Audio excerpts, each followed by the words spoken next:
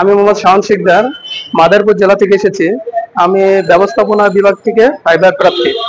তো আমাকে প্রশ্ন করছে যে ব্যবস্থাপনা আসলে এটা কি। তো আমি যথাযথ তার অ্যান্সার করছি এরকম। তারপরে জিজ্ঞেস করছে আসলে নির্দেশনার আগে কি মানে নির্দেশনা আগে কি কর্মী সংস্থান করা যায়। তাই বললাম যে না স্যার।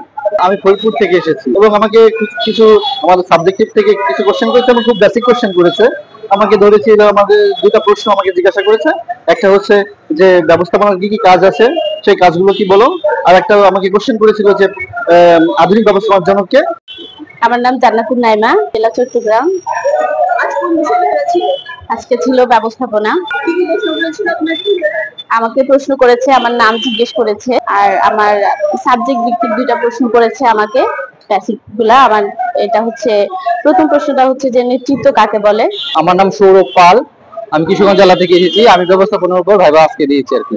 আমাকে প্রথম প্রশ্ন করেছে সমন্বয়ের উপর আর কি, সমন্বয়ের সংজ্ঞা, সমন্বয়ের নীতিমালা।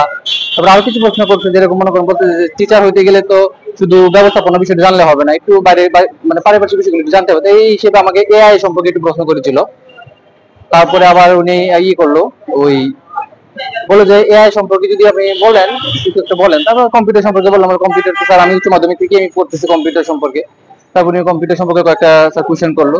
আমার নাম সামিনা, আমি কিশোরগঞ্জ থেকে এসেছি। আমি ম্যানেজমেন্ট বিষয়ে ভাইবা দিলাম আজকে। মানে অংশীদারি ব্যবসায়ের শক্তি কেন মূল ভিত্তি বুঝায় বলতে বলছে। একাত্ম পরিকল্পনা এবং স্থায়ী পরিকল্পনার মধ্যে পার্থক্য বলতে বলেছে। এরপরে যৌথ মূলধনী কোম্পানি মানে কিভাবে গঠন হয়, আর এটা কেন কৃত্রিম ব্যক্তি সত্তার অধিকারী সেটা বুঝায় বলতে বলছে।